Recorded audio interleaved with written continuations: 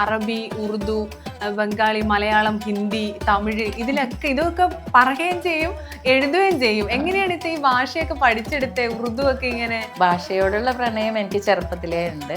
സ്കൂളിൽ പഠിക്കുന്ന സമയത്ത് തന്നെ ഹിന്ദി മൂവീസും ഇങ്ങനെ കൃഷിദർശൻ വരെ ഞാൻ വിടാറില്ല എന്ന് പറയുന്നത്.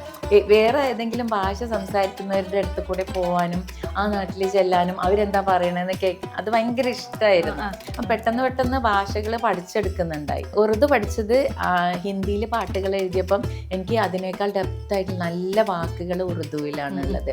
അപ്പോൾ അതെ പോയറ്റിക് ഉറുദു ആണ് ഞാൻ ആദ്യം പഠിച്ചെടുത്തത്. അപ്പൊ അത് പഠിച്ചു കഴിഞ്ഞിട്ട് പിന്നെ മസ്കറ്റിൽ ആയിരുന്ന സമയത്താണ് അറബി പഠിക്കുന്നത്. അറബി പിന്നെ ബംഗാളി ഭാഷ ബംഗാളി ഭാഷ പഠിച്ചത് ഞങ്ങളുടെ വീട്ടില് ഹെൽപ്പിനായിട്ട് വന്ന ശ്രീ ആസാമിയായിരുന്നു.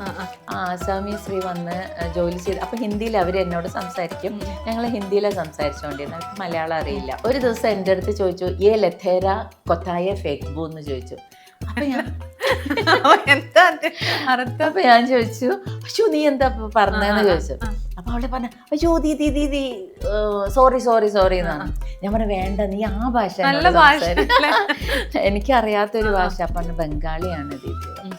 പിന്നെ ഞാനൊരു പുസ്തകമൊക്കെ അടുക്കളയിൽ സെറ്റ് ചെയ്ത് ഇവള് പറയുന്ന സാധനങ്ങളൊക്കെ എഴുതിയെടുത്തിട്ട് അങ്ങനെ